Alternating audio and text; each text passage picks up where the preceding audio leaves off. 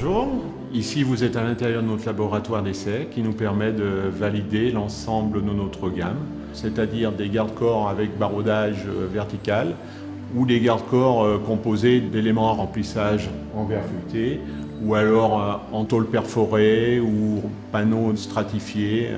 Tous nos garde-corps sont testés. Il y a une norme européenne qui vient d'être mise en place avec l'apparition des Eurocodes. Les différentes normes françaises sont principalement la norme NFP 01012, qui est une norme dimensionnelle.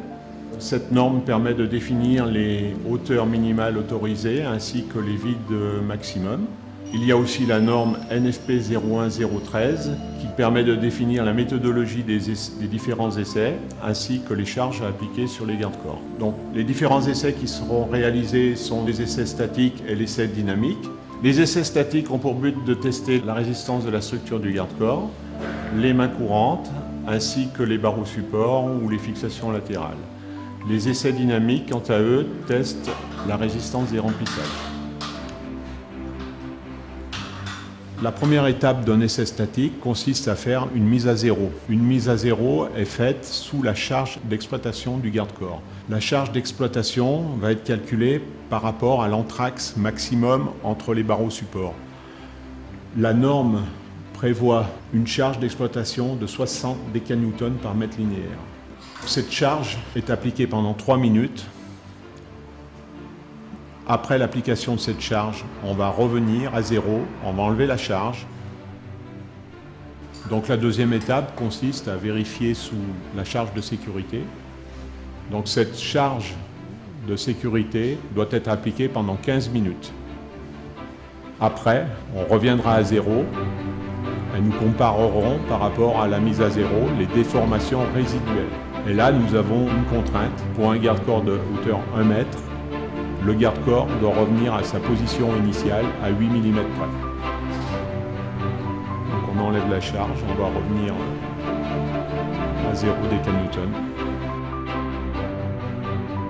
L'essai dynamique est matérialisé par un sac de 50 kg qui va venir frapper le centre géométrique du remplissage, qui est en produit verrier ou en baroudage vertical.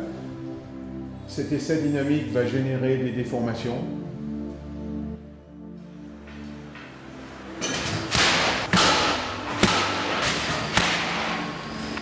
Les déformations sont mesurées après essai avec un dynamomètre ou un mètre, suivant les différents essais réalisés.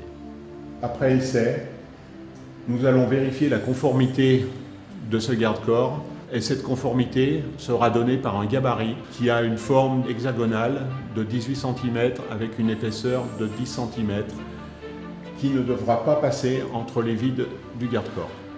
La norme prévoit pour les garde-corps à remplissage un deuxième essai dynamique qui est un essai dynamique petit corps dur.